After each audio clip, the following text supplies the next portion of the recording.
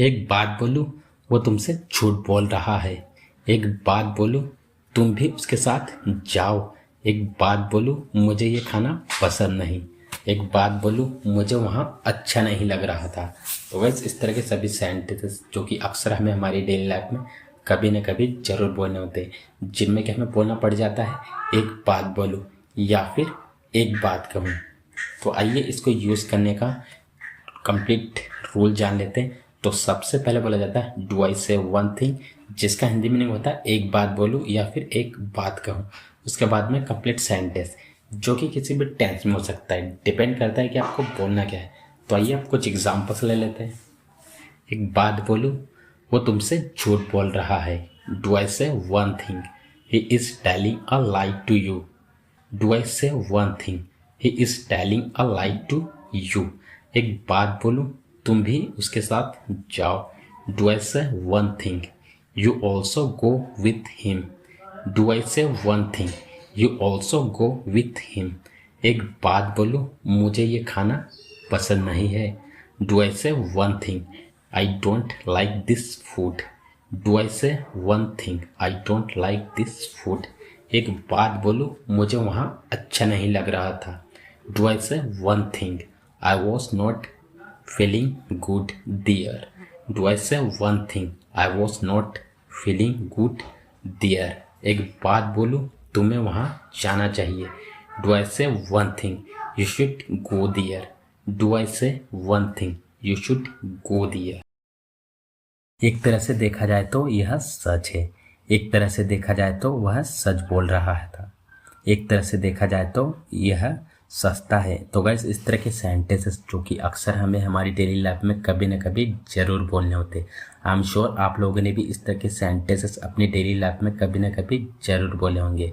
तो गाइस इस तरह के सभी सेंटेंसेस को इंग्लिश में बोलने के लिए एक फ्रेज का यूज़ किया जाता है in a way if we look closely, जिसका हिंदी मीनिंग होता है एक तरह से देखा जाए तो आइए इसको यूज़ करने का कंप्लीट रूल जान लेते हैं। तो सबसे पहले बोला जाता है in a way if we look closely plus complete sentence, जो कि आपको किसी भी टेंस में हो सकता है। किसी भी टेंस में आपको बोलना है वो आपके ऊपर डिपेंड करता है कि बोलना क्या है। तो आइए कुछ एग्जांपल्स ले लेते हैं ताकि इसे और बेटर तरीके से सीख सके। एक तरह से देखा जाए तो यह सच है। In a way if we look closely it's true. In a way if we look closely it's true. एक तरह से देखा जाए तो वह सच बोल रहा था। In a way if we look closely he was speaking truth. In a way if we look closely he was speaking truth. एक तरह से देखा जाए तो यह सस्ता है। In a way if we look closely it is cheap.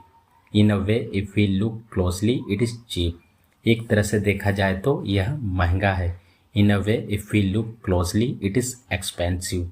In a way if we look closely it's expensive.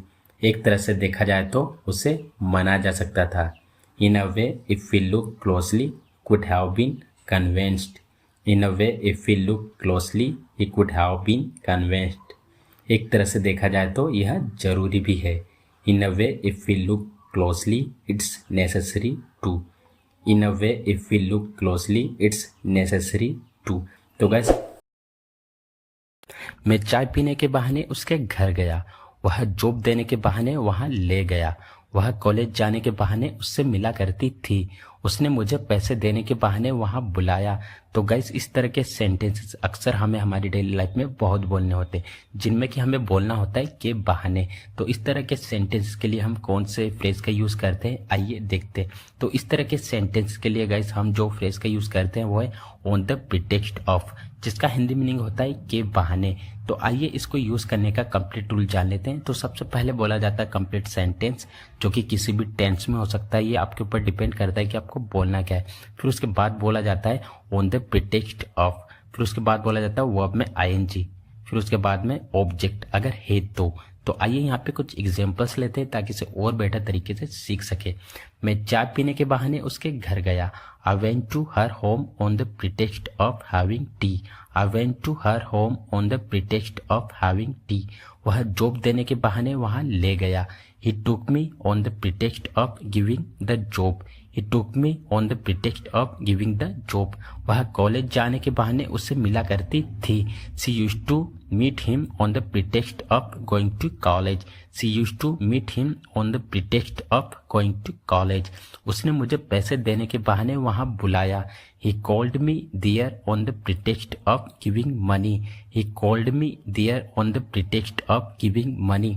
मैं वहाँ कुछ खरीदने के बहाने गया। I went there on the pretext of buying something. I went there on the pretext of buying something. मैं उसे mobile देने के बहाने मिला। I met her on the pretext of giving a mobile. I met her on the pretext of giving a mobile. उसे अपना flat दिखाने के बहाने इंदौर ले गया। I took him to Indore on the pretext of showing my flat. I took him to Indore on the pretext of showing my flat. लगे हाथ दूध भी ले आना, लगे हाथ इसे भी कर दो प्लीज। तुम्हें लगे हाथ फॉर्म भी भर देना चाहिए था। लगे हाथ उसे भी बोल दूंगा। तो गाइस इस तरह के सेंटेंस जो कि अक्सर हमें हमारी डेली लाइफ में कभी न कभी जरूर बोलने पड़ जाते हैं। आई एम श्योर आप लोगों ने भी इस तरह के छोटे छोटे सेंटेंस जो कि अपनी डेली लाइफ में अक्सर बोले होंगे और सुने भी होंगे। तो गाइस यहाँ पे एक और बात क्लियर करना चाहूँगा, यहाँ पे आप इसकी एग्जैक्ट मीनिंग पे ना जाए, क्योंकि कुछ चीज़ में सेंस भी देखा जाता है। अगर आप गाइस सचमुच फ्लुएंट स्पीकर बनना चाहते हो तो एग्जैक्ट मीनिंग पे ना जाए कहीं, क्योंकि कहीं जगह पे सेंस भी देखा जाता है। तो गाइस यहाँ पे कहने का मतलब है कोई काम आप कर रहे हो और साथ ही साथ में दूसरा काम भी आपको करना पड़ जाए, तो उस सिचुएशन में हम किसका यूज़ करते हैं, एक फ्रेज का यूज़ करते हैं, वो है एज वेल, जिसका हिंदी मीनिंग होता है साथ ही साथ या फिर साथ साथ या फिर लगे हाथ। इन तीनों का एक ही मतलब होता है, एक ही सेंस होता है, बस कहने का फ़र्क होता है गाइस। तो गाइस इसको स्ट्रक्चर में कैसे यूज़ किया जाता है देखते हैं। तो सबसे पहले बोला जाता है कंप्लीट सेंटेंस, जो कि किसी भी टेंस में हो सकता है, डिपेंड करता है कि आपको बोलना क्या है। फिर उसके बाद में बोला जाता है एज वेल। तो गाइस आप चलिए कुछ एग्जांपल्स लेते हैं ताकि इसे और बेटर तरीके से सीख सके। लगे हाथ दूध भी ले आना या फिर साथ ही साथ दूध भी ले आना। Bring milk as well, bring milk as well. लगे हाथ इसे भी कर दो प्लीज़, या फिर साथ ही साथ इसे भी कर दो please. Please do this as well, please do this as well. तुम्हें लगे हाथ फॉर्म भी भर देना चाहिए था, या फिर तुम्हें साथ ही साथ फॉर्म भी भर देना चाहिए था। You should have filled the form as well, you should have filled the form as well. अगर उस तरफ जा रहे हो तो लगे हाथ सब्जी भी ले आना, या फिर अगर उस तरफ जा रहे हो तो साथ ही साथ सब्जी भी ले आना। If you are going that side bring vegetable as well, if you are going that side bring vegetable as well. लगे हाथ उसे भी बोल दूंगा, या फिर साथ ही साथ उसे भी बोल दूंगा। I will tell him as well, I will tell him as well.